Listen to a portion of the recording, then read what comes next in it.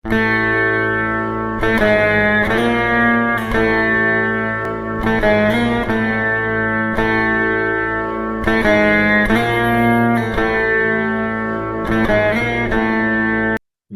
அரிதாயனர் இதை ஆரம்பிக்கும் போதே தேவிக்கு, திரிபுரா தேவிக்கு நமஸ்காரம் பண்ணி ஆரம்பிக்கிறார்.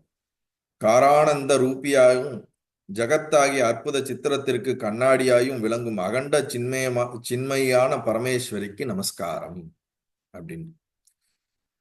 காரணானந்த ரூபியாகவும், காரணங்களுக்கெல்லாம் யார் ஆதாரமாக இருப்பவராகவும், ஜகத் என்ற இந்த உலகத்துக்கு இந்த உலகம் என்ற அற்புத சித்திரம், இது ஒரு ஒரு ஒரு ஓவியம் மாதிரி. இந்த சித்திரத்தை, இந்த ஜகத்தை டிசைன் பண்ணியிருக்கக்கூடிய, அல்லது இந்த சித்திரத்தை உலகம் என்ற இந்த மொத்த ஒரு இதையும் ஒரு சித்திரமாக இருந்து அதை வெளிப்படுத்தி கொண்டிருக்க, கண்ணாடியிலே அதை காட்டக்கூடிய அளவுக்கு அந்த சாட்சி சொரூபமாக இருக்கக்கூடிய இந்த பரமேஸ்வரிக்கு, இந்த தேவிக்கு, பராசக்திக்கு நமஸ்காரம் அப்படின்னு சொல்லிதான் இதை ஆரம்பிக்கிறார். அப்ப அவர் சொல்றாரு, ஏ நாரதா, நீ சாஸ்வதமான மனதுடன் கேட்கின்றீர். இப்பொழுது உமக்கு மகா அற்புதமாய் இருக்கக்கூடிய ஞான காண்டத்தை சொல்லுகின்றேன். நாரதரே, நீங்கள் என்னிடம் ஒரு சத்துவகுணத்தோடு இதனுடைய ஆழமான தத்துவத்தை நீங்க கேட்டுக்கொள்ள வேண்டும் என்ற அந்த விருப்பத்தோடு என்னை தொடர்பு கொள்கிறீர்கள், என்னை கேட்கிறீர்கள். அதனால் எனக்கும் என் குருநாதருக்கும் நடந்த, அவரால் எனக்கு சொல்லப்பட்ட அந்த விஷயத்தை உங்களுக்கு நான் சொல்லுகின்றேன் அப்படின்னு ஆரம்பிக்கிறார். இந்த திரிபுரா ரகசியத்தை கேட்கிறவங்களுக்கு நம்ம ஏற்கனவே பார்த்தோம்ல, அனுபந்த சேஷன்ல பிரயோஜனம் என்ன அப்படின்னு அது இங்க சொல்றாரு பாருங்க. இதனை சிரவணம் செய்தால் மனிதன் ஒரு காலத்திலும் சோகத்தை அடைய மாட்டான். இந்த திரிபுரா ரகசியத்துல சொல்லப்பட்டிருக்கக்கூடிய விஷயத்தை கேட்டு அதை நாம் மனனம் செய்து அதனுடைய தத்துவத்தை உள்வாங்கினோம் என்றால் ஒரு காலத்திலும் அவனுக்கு சோகம் கிடையாது அப்படிங்கிறார். சோகமில்லாத, துக்கமில்லாத நிலையை இந்த ஒரு கிரந்தமே நமக்கு கொடுக்க முடியுங்கிறத தான் முதல்ல எடுத்த உடனே, உன்னால இது முடியும், இதை நீ கேட்டனாலே உனக்குள்ள தெளிவு வந்துடும், உனக்கு ஞானம் மலர்ந்துடும் அப்படிங்கறத அவர் சொல்லிதான் ஆரம்பிக்கிறார்.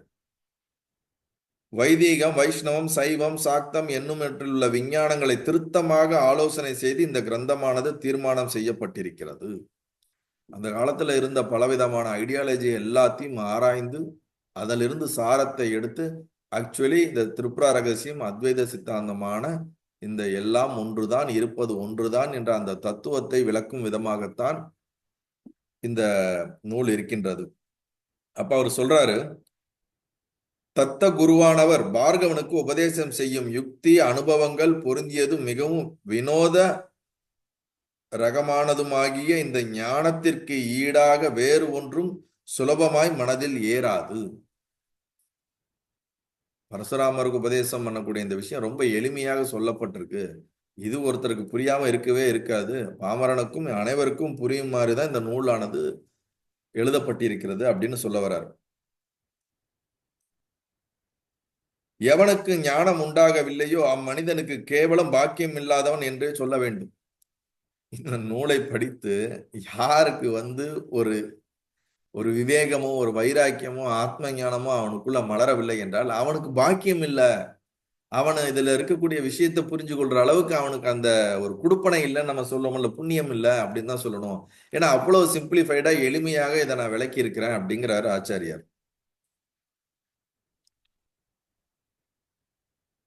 அது மட்டும் சொல்லல, இது யாருக்கு புரியலையோ அப்படிப்பட்டவனுக்கு பரமசிவனே பிரத்யட்சமாக உபதேசம் செய்தாலும் ஞானம் உண்டாகாது அப்படிங்கிறார். நான் சொல்ற இந்த விஷயத்த புரிஞ்சுக்க முடியலன்னா, பரமசிவனே நேர்ல உட்காந்து நமக்கு எப்ப உனக்கு நான் ஞானம் தரேன், நான் சொல்றதை நீ கேளுன்னு சொன்னா கூட நமக்குள்ள என்ன ஆகாது, அது புரியாது அப்படிங்கிறார். அப்படிப்பட்ட இந்த மகிமை பொருந்திய ஞான காண்டத்தை உனக்காக நான் எடுத்துரைக்கின்றேன் அப்படின்னு சொல்லி ஆரம்பிக்கிறார். நல்ல உள்ளமுடைய ஜம தக்னி புத்திரரான ராமன் பக்தியினால், ராமன் அப்படி நீங்க சொல்லும் பொழுது நம்ம பரசுராமரை எடுத்துக்கணும். நீங்க நம்மளுடைய சீதாராமனை எடுத்துக்கூடாது. பரசுராமரை தான் இங்க ராமன் ராமன் எல்லா இடத்துலையும் குறிப்பிடுவாங்க. அப்ப அவர் ஒரு தன்னுடைய கோபங்கள், தன்னுடைய வெறுப்புகள் எல்லாத்தையும் கடந்து பரசுராமர் தன்னுடைய கோபத்தினால அந்த சபதம் எடுத்தனால எல்லா சத்திரர்களையும் அழித்து அந்த ரத்தத்தினால தன்னுடைய மூதாதையர்களுக்கு அவர் தொடர்ந்து அதை ஆகுதி பண்ணதுல இருந்து மூதாதையர்களுடைய நீ இதுக்கு மேல போதும், இதுக்கு மேல இப்படி பண்ணாத, நீ உனக்குள்ள அமைதி நிலையை நோக்கி போகணும் அப்படின்னு அவங்களுடைய ஒரு சங்கல்பத்தினால தான் அவங்களுடைய ஒரு வழிகாட்டுதல். அதுக்கப்புறம் தான் அவர் இந்த மொத்தத்தையும் அந்த கோவத்தை எல்லாம் விட்டுட்டு தனக்குள்ள உட்கார்ந்து இந்த ஞானத்தை நோக்கி இந்த உபாசனையை நோக்கி பயணம் பண்றாரு. அதை தான் இங்க குறிப்பிடுகிறார். சுத்த சித்தமுடையவனாய் அற்புதம் நெற்சிந்தனை அடைந்தான். யாரு? பரசுராமர். அதுக்கப்புறம் அவர் என்ன சொல்றாரு? குரு பரசுராமர் சொல்றாரு, தன்னுடைய குருவை நமஸ்காரம் பண்றாரு. எப்படி நமஸ்காரம் பண்றாருன்னா, தண்டகாரமாக நமஸ்காரம், கம்ப்ளீட்டா சாஷ்டாங்கமாக நமஸ்காரம் பண்ணி, குருவே, தங்களுடைய பிரசாதத்தினால் நான் தன்யனானேன், கிருதகிருத்தியனானேன். குருவே, உங்களுடைய உபதேசத்தினால நான் ரொம்ப பாக்கியசாலி ஆனேன். இதுக்கு மேல செய்யறதுக்கு ஒன்றுமில்லைன்ற தன்மையை நான் அடைந்திருக்கிறேன். என்ன சொல்ல? கிருதகிருத்தியன்னா என்னது? செய்வதற்கு இதற்கு மேல் ஒன்றுமில்லை என்ற தன்மையை நான் அடைந்திருக்கிறேன். அதனால உங்களுடைய ஆசீர்வாதமும் உங்களுடைய கருணையும் என் மேல் விழுந்தது எனக்கு மிகப்பெரிய ஒரு விஷயம்னு அவரை பத்தி புகழ்றார். மிருத்தியும் ததாகாரமாய் விடுகின்ற அப்படிப்பட்ட மகேஸ்வரனோட குருவுக்கு என்னிடம் சந்தோஷம் உண்டாகி இருக்கிறது. ஆகையால் குருவின் கிருபை மூலியமாக சர்வமும் நான் அடைந்து விட்டேன் என்று எண்ணுகிறேன். குருவே, நீங்க கொடுத்த உபதேசத்துல என்ன உபதேசம் கொடுக்கிறாருன்னா, தேவி மகாத்மியத்தை பத்தி கம்ப்ளீட்டா, திருப்புரா தேவியை பத்தி கம்ப்ளீட்டா உபதேசத்தை கொடுக்கிறார். அதெல்லாம் கேட்டதுக்கு அப்புறம் பரவசம் ஆயிடுறாரு பரசுராமர். ஆஹா, இப்படிப்பட்ட ஒரு விஷயம் எனக்கு கிடைச்சிருச்சு. இதுக்கு மேல எனக்கு அடையாளத்துக்கு ஒண்ணும் இல்லை, தெரியறதுக்கு ஒண்ணும் இல்லை. இதுக்கு மேல எல்லாமே எனக்கு புரிஞ்சிருச்சு. சர்வமும் அடைந்து விட்டேன் என்று எண்ணுகிறேன் அப்படின்னு குருநாதர்கிட்டே சொல்றார். பல பேர் சொல்லுவாங்கல்ல குருகிட்ட வந்து, ஆமா நான் ஞானம் அடைஞ்சிட்ட மாதிரிதான் எனக்கு தெரியுது அப்படின்ற மாதிரி. இங்க இவர் என்ன சொல்றாரு? குருவின் கிருபையின் மூலமாக சர்வமும் நான் அடைந்து விட்டேன் என்று எண்ணுகிறேன். குருநாதா, தங்களுடைய கிருபையால் திருப்புரையின் மகாத்மத்தை முழுவதும் கேட்டாகிவிட்டது.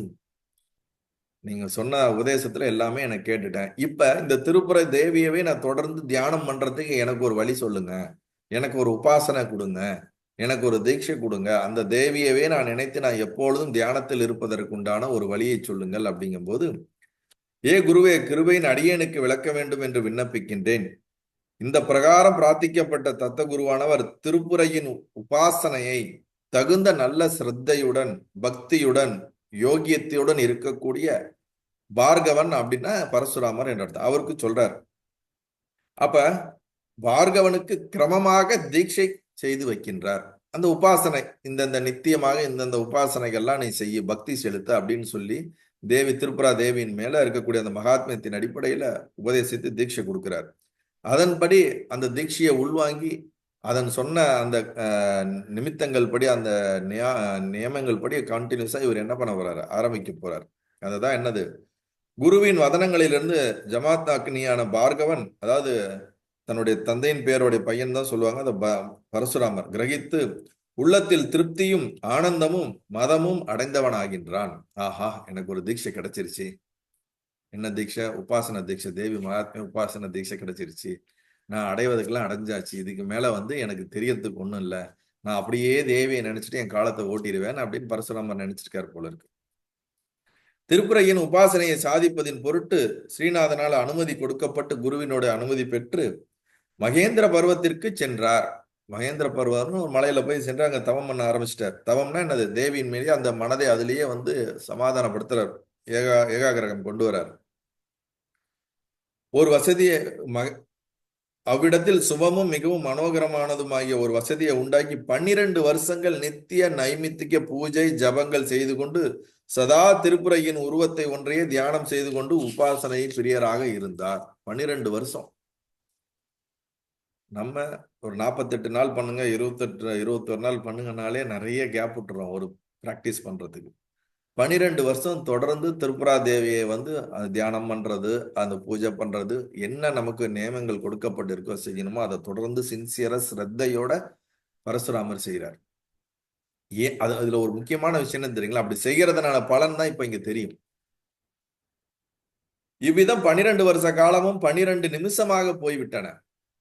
அக்காலத்தில் ஒரு தினம் சுகாசனத்தில் இருந்தவனாகி பரசுராமர் சிந்தனை செய்கிறார். 12 வருஷம் உபாசனை பண்ணதுக்கு அப்புறம் ஒரு நாள் அவர் பாட்டு அவர் இடத்துல உட்கார்ந்து இருக்காரு. சுகாசனத்துல உட்கார்ந்து இருக்கும்போது அவருக்கே திடீர்னு ஒரு யோசனை, ஒரு சிந்தனை, ஒரு தாட், ஒரு புத்தியில வந்து ஒன்னு உதிக்குது. மனம் எப்பொழுது வந்து சத்துவகுணத்துல வந்து வர ஆரம்பிக்குது, ஆட்டோமேட்டிக்கா புத்தி அவேக்கன் ஆக ஆரம்பிக்குங்கிறதுக்கு இதுதான் உதாரணம். நமக்கு ரஜோகுணமும் தமோகுணமும் அதிகமா இருக்கும் பட்சத்துல நேச்சுரலாவே ஞானம் சார்ந்தோ இதுல நமக்கு சரியான டைரக்ஷன்ல விசாரமோ புத்தியோ யோசிக்கவே முடியாது. இவர் 12 வருஷ காலம் தொடர்ந்து சாதனை பண்ணதுனால இவருடைய மனமும் புத்தியும் வந்து ஒரு நல்ல ஒரு தன்மைக்கு உயர்ந்ததுனால தானா இவருக்குள்ள ஒரு விருத்தி வருது, ஒரு கேள்விகள் வருது. என்ன அப்படின்னா, அப்பதான் இவருக்கு தோணுது. என்ன தோணுதுன்னா, முன்னொரு காலத்தில் வழியில் கண்டு நான் பிரார்த்தித்த போது சம்மர்த்த முனிவரானவர் யாது மொழிந்தாரோ அதை நான் அர்ப்பணேனும் அறியவில்லை.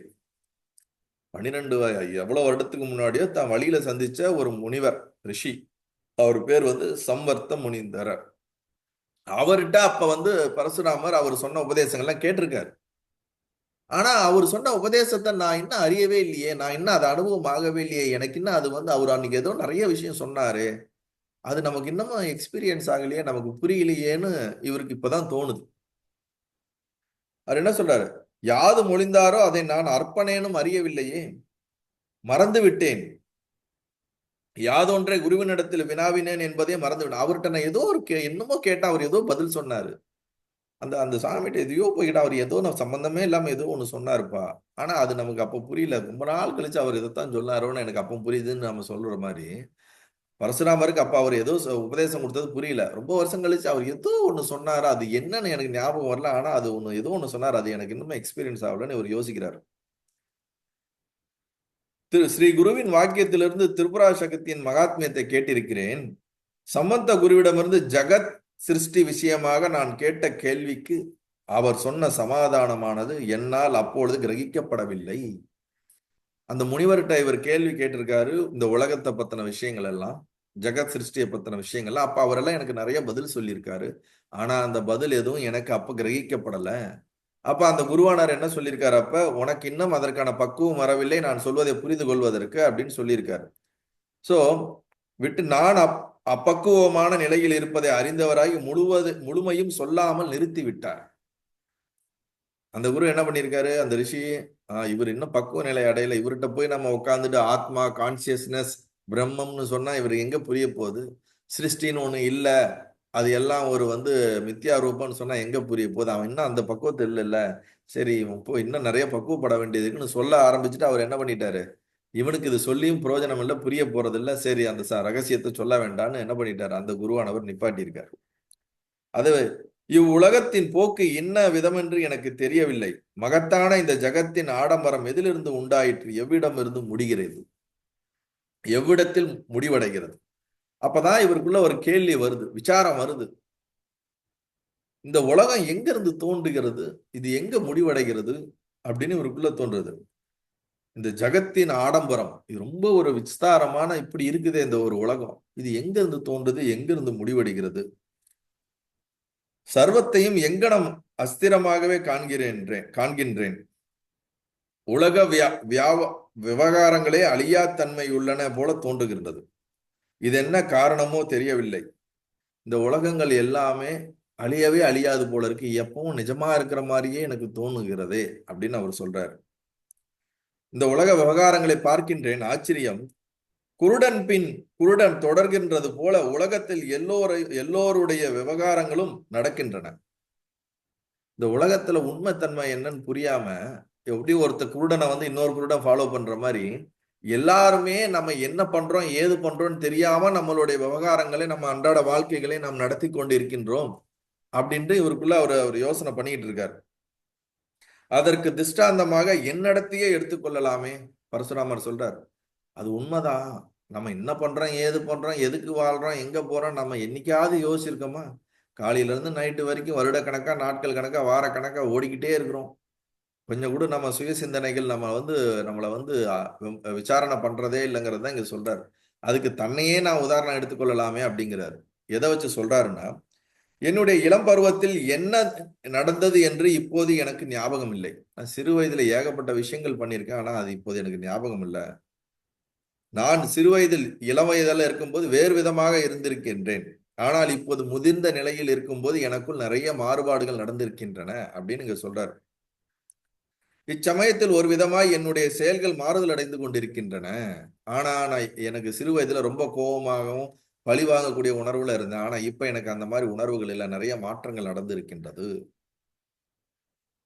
இந்த மாறுபாட்டை அடைந்து கொண்டிருக்க செயல்களினால் நான் யாது பலனை அடைந்தவனாக என்பது எனக்கு சரி. இந்த மாற்றம்லாம் அடைஞ்சிருக்கு. நான் இப்ப இந்த செயல்கள் செய்யறதுனால நான் என்ன பலன் அடைஞ்சிருக்கேன்? இதுல இருந்து எனக்கு என்ன பலன்னா என்னது ப்ராஃபிட்? இதனால என்ன எனக்கு வந்து கிடைக்குது?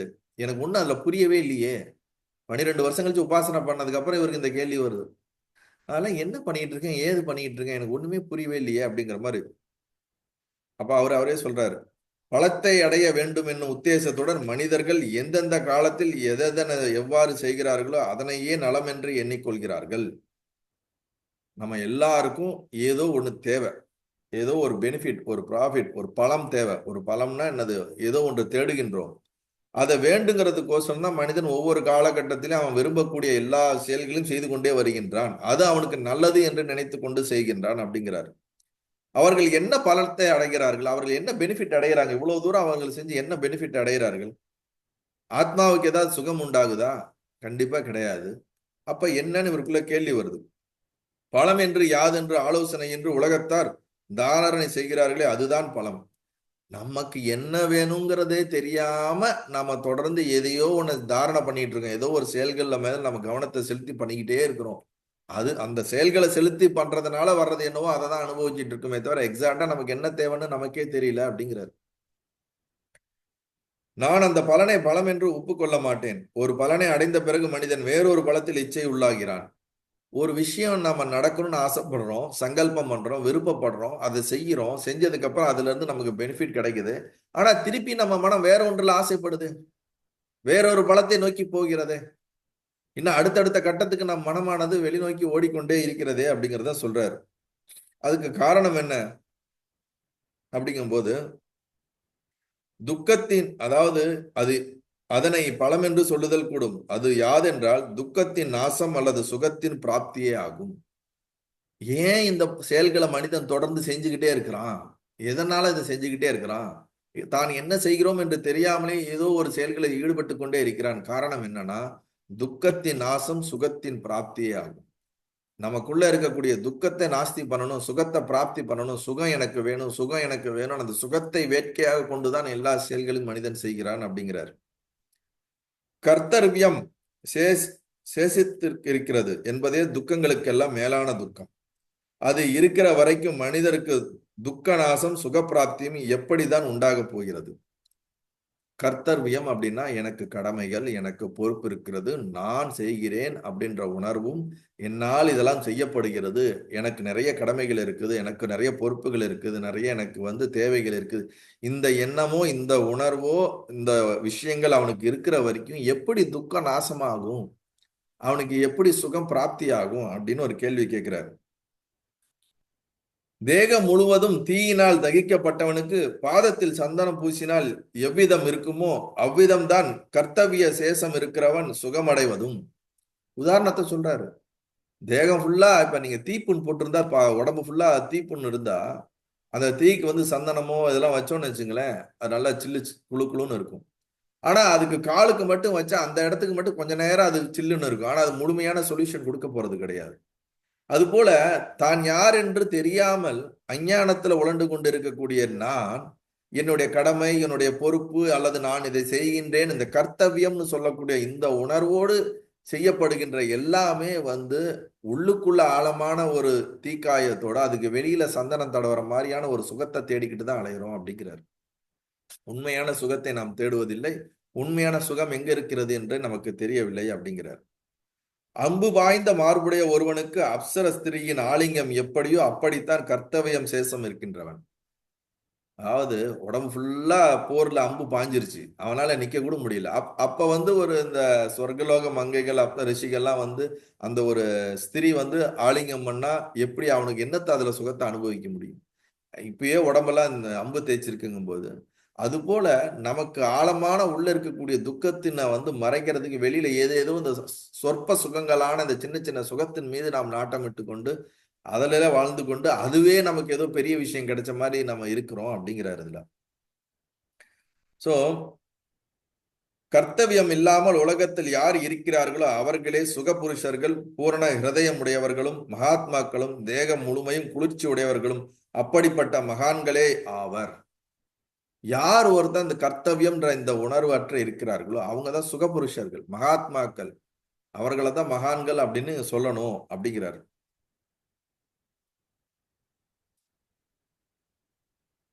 சோ அதுலதான் அடுத்து ஆரம்பிக்கும் போது ஆச்சரியம், கர்த்தவியங்கள் கணக்கிலாது இருக்க அவற்றின் மத்தியில் சுகம் இருக்கிறது என்று ஜனங்கள் எப்போதும் உழைத்து வருகிறார்கள்.